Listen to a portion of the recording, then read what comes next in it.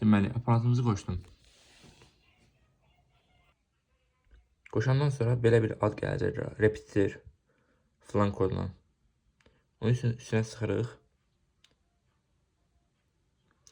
Upravlять marşrutatorun. Bunun üstünə sıxırıq.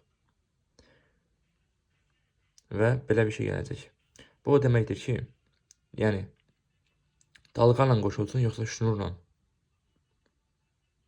Wi-Fi sizin evdəki Wi-Fi-yə dalğanla qoşulsun, yoxsa şnurla qoşulsun. Mən dalğanla seçirəm.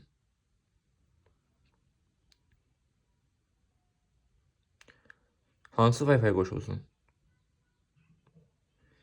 Bura evdəki Wi-Fi-vizin parolunu yazırsınız. Şifrəni yazandan sonra bunu sıxırıq. Bu odur ki, yəni bu aparat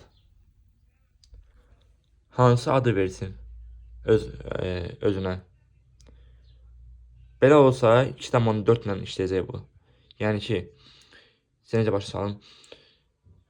Bunun adı 2.4 olacaq, Wi-Fi-nin adı. Başqa Wi-Fi kimi işləyəcək. Elə bir ki, evdə 2 dənə Wi-Fi olacaq. Bir İsmail Wi-Fi-yi, bir də 2.4 İsmail Wi-Fi-yi. Əgər bunun adını silsək, boş İsmail qoysaq, bir dənə Wi-Fi kimi işləyəcək. Yəni sizin Wi-Fi-nizi uzadacaq.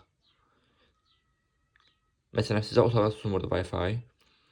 Onu gücləndirəcək, otaqda da tutacaq Wi-Fi. Amma bir adla işləyəcəksiniz. Biri var ki, 2 dənə Wi-Fi qoşulasınız. Məsələn,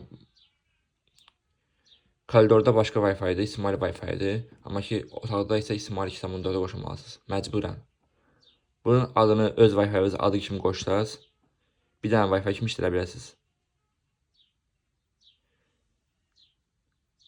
Finish çıxandan sonra 30 saniyə gözləyirik və aparatımız işləyəcək.